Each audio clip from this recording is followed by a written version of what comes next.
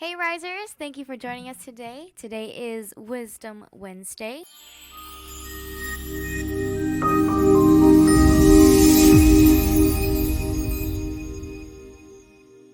I'm Caitlin. And I'm Rosie. It's two over here. And this is Va. And today, before we get in, we're going to give you guys a little something about life insurance. Hey, have you ever asked yourself, do I need life insurance? All You know, the time. Yeah, and if you find yourself asking that question, here's how you could consider it. And that's a very personal question, right? So, an easy way to know if you do need life insurance or you should consider life insurance is that think about if something were to happen to you, like if you were to pass away, will there be people that you left behind that will suffer financially? If you answer yes, then you probably need life insurance. Did you know that according to lifehappens.org, 43% of Americans aren't protecting their loved ones from life insurance? And if you have any more question about protecting your loved ones, protecting your asset with life insurance, feel free to give me or two a call here with IEG Group here, and we are licensed we are licensed life agent with Emeritus. California license OM 98924. All right, cool. And then on to our topic for today, implicit bias. What is implicit bias? You guys know that for the longest time, as these ladies, these smart, intelligent, beautiful ladies here, kept trying to tell me about implicit bias, I could not for the life of me remember the word implicit. Implicit bias. But I knew what bias is. Mm. So, what is implicit bias, ladies? Well, implicit bias, it refers to the attitudes or stereotypes that affect our understanding, our actions and decisions that we do in an unconscious way. So, another way to say that too is basically we all, based on our upbringing and how we grew up and our experiences and how it shapes us, our view of the world is all different, and that's implicit bias. Yeah. Yeah, I think I did a training on this that with a core concept training, and it was related to mental model, right? And I talked about you teaching like telling a child that a four-legged animal is a dog, a doggy, right? And then when the child see a horse, child probably is gonna say doggy without knowing. So it's sort of related to that too, and also the way your upbringing it plays an effect in that. And so that it relates to a lot of the mental models that you grew up with. Yeah, and so it's kind of interesting. I when you guys talk about stereotype, when I first heard the word stereotype, the first thought came to my mind was like, is it like different kind of stereo? That's like when I was like third grade. Me Yeah. too. Yeah, it's a little bit more. It's a little bit more tricky when English is not your first language, right? Yeah. When you're at home, being a Hmong kid growing up, you have never even heard of the word bias, let alone implicit bias, right? So Yeah. I think the first time that we all kind of learn it is in school. And I think that kids, like for example, my name is Two. And do you guys know how many white kids, Americanized kids, made fun of my name just because it sounded like the number two, So, But little did they know that a lot of Asians are named too. Like it's a common name. yeah. So their view of the world is just different. Yeah, it is. And so that's what you guys are talking about Yeah. implicit bias, right? Not having that understanding, the background understanding of why things are. Yeah. I think everyone has a general like understanding that when they say like don't judge a book by its cover, and also like everyone has their own burdens and baggage. But I think I never really truly understood or identified what it was, what it was called, which is implicit bias. And honestly, in school, I was never taught that. I think it was something that we all realized on our own. We just didn't know how to identify it. And it's important to understand our implicit bias because it can be harmful to others without even knowing. Can you guys go into some example? Yeah. So, a good example would be police officers. Real quick. So I watched a YouTube video about implicit bias, and basically, as a police officer, you can be truly dedicated to protecting and serving your community, but Uh-huh. you can also be the same officer that is, having causing high rates in like arrest with people of color. So you might be like really like dedicated to serving and all this, and yet you're not realizing that the people that you are like trying to serve justice to are people of color. And then some people may see that as you're racist, or like it's just it's kind of hard to explain. But Yeah. So do do you? you guys Do you kind of? yeah, I get it. But do you Mhm. think? And we're not expert police officer, but Yeah, do you we're think not. that that's limited to white police officer, or all police officers It's I are like that once they get into the job? Yeah, I right? think it's everyone. Yeah, it doesn't discriminate, right? Yeah. Yeah. Yeah. And it goes for like people, like police officers who are of color too. And then people are like, "What are you doing about it? Like why aren't you changing things?" But a good and simple way to really elaborate on this Topic. this topic or this specific example is the movie Zootopia, which is a Pixar Disney film, which is for kids. But it explains a lot of how we see people differently based on how we look. Instead of ethnicity and race, we see them as different animals, and how they're all treated differently. Carnivores versus herbivores. In that movie, you definitely see how. The segregation of animal class. Yeah. right? Yes. Well, with that note, just want to let you guys know that IEG is not anti-police, even though we talk about that part. It's Yeah. just an example. We do It is. Mhm. support our cops and police officers and emergency. Yeah, workers, we so. have a lot of friends who are law Mhm. enforcement, both Yes. sheriff, PD. There's a lot of them out there, and just throwing my military 2 cents into it, right? I know that when you get deployed, everything inside the fence is friendly, Mhm. and you have to go in there if you want to come back home. If you want to make it back home, pretty much everything outside the fence is a potential threat. Mhm. Doesn't matter if it's man, women, child, right? Yeah, exactly. When I was on a boat, I mean, I was in the Navy, so I wasn't boots on ground. But when I was on a boat in the Persian Gulf, things on a boat is friendly with the exception of fire and other Yeah. destructive item. But everything outside of the boat was considered to be on the lookout for. Yeah. So Mhm. yeah. Yeah, and so they specifically trained that implicit bias in us for survival.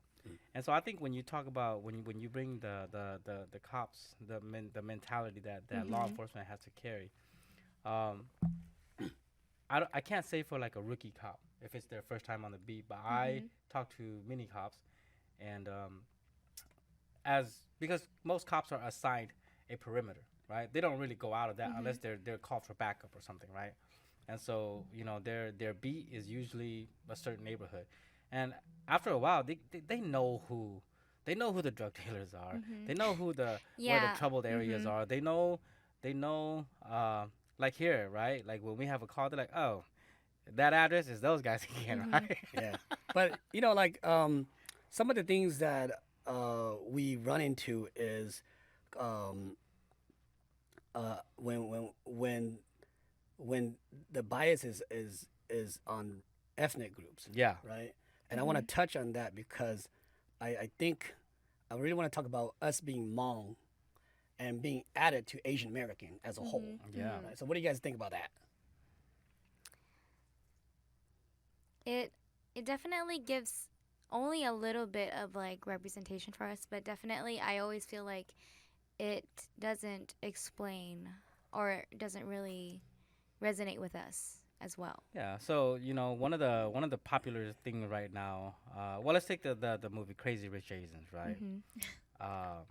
You mean crazy rich Singaporean, right? I'm just kidding. That's basically what Yeah. it showed. Yeah. So it displayed. It was about Singapore, right? It's Chinese, Singaporeans, and stuff like that. But even to, let's just say, in reality, where Ivy League schools, the Harvards, the Stanfords, the Princetons, they're limiting Asian enrollments, even though they are kind of qualified, overqualified actually. They make it a little bit harder to accept them. But what if you're a Hmong kid and you're not represented, and then you get thrown into that Asian, Other yeah, category. and you're trying to apply for Harvard or Stanford or something, right? Well, that's exactly what we're talking about. Yeah. Is that what I want to talk about is That aggregated yeah, data. yeah, aggregated data, and also like us being Hmong.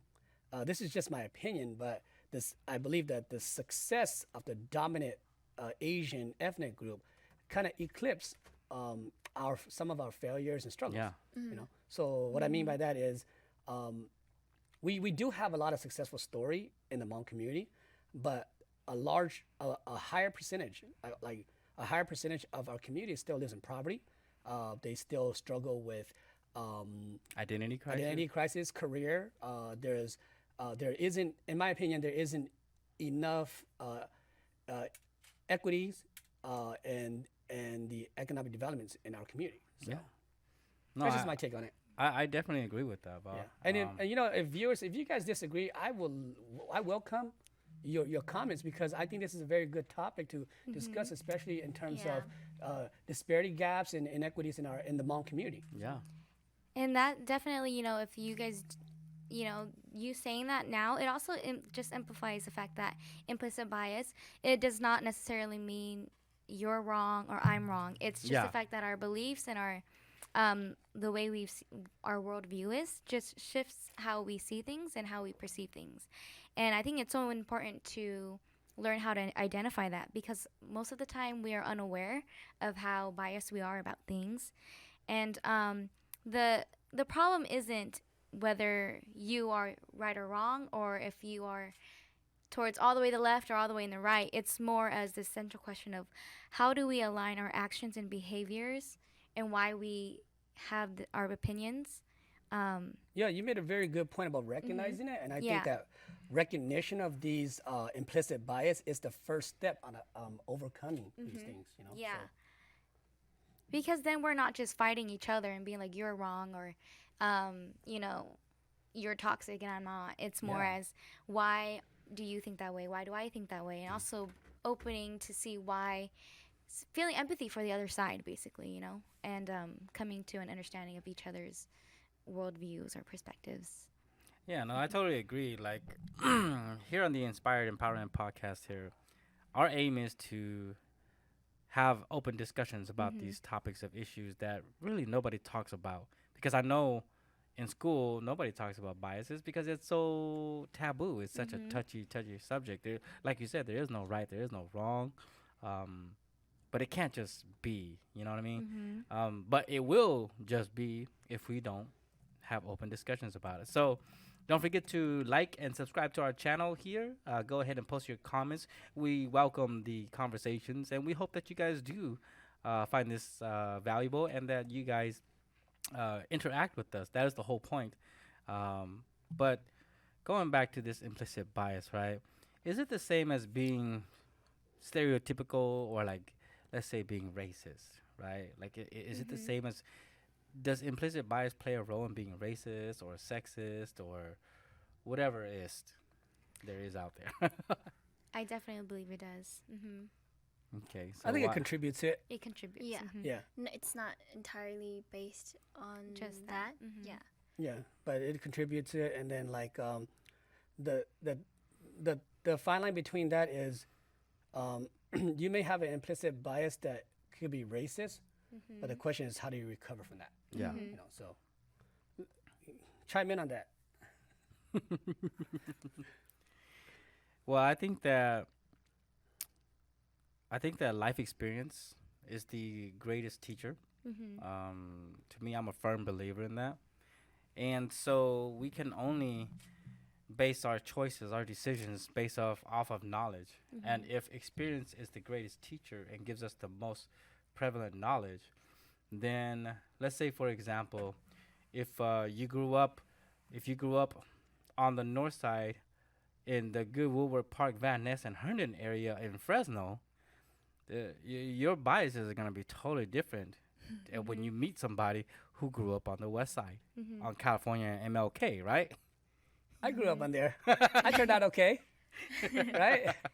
But what kind of biases did you have to overcome from what other people when their first impressions of you? I believe that building a relationship is the only way we can get past that, right? Getting to know somebody on a personal, humanistic level, not judging, like you said, a book by its cover. Yeah, and I want to say that there is a lot of there's a lot of things that we have to overcome based on the way we grew up, and for speaking for myself, the way I overcome stuff like that was, I had to learn. I had to learn how to be open-minded. I had to learn how to understand the other person's point of view.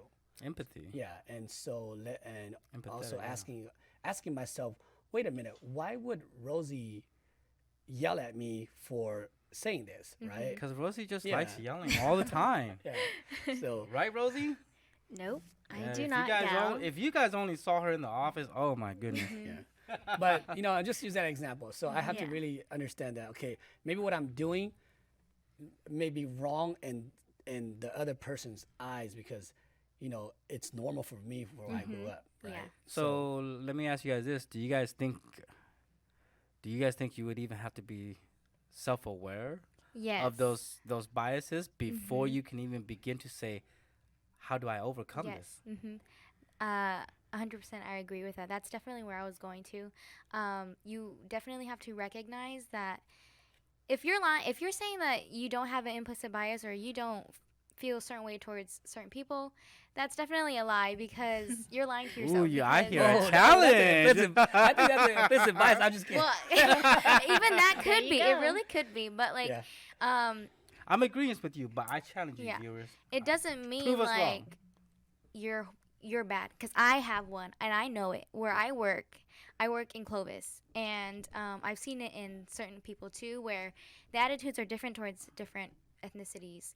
One thing I will say, and I'll be like very vulnerable about, is when I see people of color, I tend to be a lot more empathetic because of the world of how people were being treated during that time. I would 100% be more caring towards them to show them like, like I hope that you don't lose faith in the world. But even that's my implicit bias, how I react towards people of color. And so it doesn't even mean necessarily that it's wrong or negative to have implicit bias. It's just acknowledging it and then taking back, okay, how do I approach it then? Rather than like judging and then like not like interfering or anything, but really learning how to control your own actions and like act upon your implicit bias. So let me ask you this, going off of that. Is it contradictory to the thought that we're supposed to treat everybody equally? So because you're going the extra mile for someone of color, Yeah. what if I was a white customer and I needed some service? How should I feel about that? I definitely it is contradictory. It's a very sensitive way, but definitely as a person, I always tell myself like I will equally treat everyone. I will like treat someone like just like a bonus more if I know that they're hurting or anything.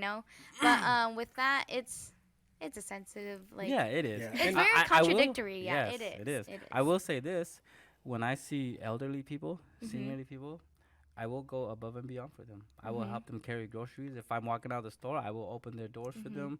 One time, I saw a lady struggling to get her husband's, those little power wheelchairs. Those things are pretty heavy Yeah. to put it back in the trunk. And I went over there and I Yeah. helped her do it. And But too, like that's coming from like in the Hmong culture, we automatically that's been automatically Yes. instilled in us, right? yeah, But what to if respect what if, our elders. what and if stuff you like- do that? That becomes a liability, and that individual know. falls, and now you're gonna get sued. I know. You know, That is I'm the just- risk. I'm just- That is the risk I'm I just throwing take. a wrench in the machine. No, I but- know. That is a risk that I do take. But let's try to wrap this up a little bit. Some of the things that you guys, viewers, and all of us could consider by overcoming this is we mentioned already recognizing it, all right? And recognizing. substituting the assumption or finding other ways of addressing that. Also, get to understand the individual and explore new perspective. And finally, be open and increasing your opportunity for positive contact. Yeah. Instead of taking it negatively. Yeah, right? that's the So, like, biggest thing right yeah, there. just and try your best to take it to someone say something to you. Try your best to look at it from a positive side. And people might say, you know what, Val, you're kind of naive for thinking that the world is perfect, right? But maybe I am. Maybe I'm not. But I'm just trying to be open-minded. And Well, what if everybody thought that way? well, there has to world- be like you mentioned, there has to be some level of self-awareness. Yeah. So, and we mentioned that with Maslow's. Yeah. So.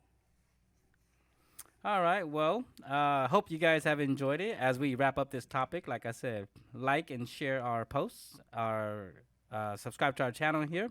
And always, we invite you guys to comment and interact with us. But before we say our adieus, ladies, they're going to talk about our giveaway. Our giveaway. Yes, it's this two-way dash cam. So we will be giving this away once we reach 1,000 subscribers. So please do subscribe and comment down below. And also, another giveaway we'll be doing is the Jumbo Juice cards, which is a buy one get one free, and it works 6 times. And we will be giving it away once a week. All you need to do is to comment down Jumbo Juice or just comment down anything and be subscribed to our channel, and then you're in the list for this raffle. Yeah, so easy as that. We got a couple cards to give away. So if you like Jamba, well, then just comment Jamba. And if you guys want to reach out to us about life insurance or any other financial or business needs, we remind you, Va and I are also contracted business consultants as well. So with that, thank you for tuning in to the Inspired Empowerment Group podcast here. This is Wisdom Wednesday. We'll see you next time. Signing out.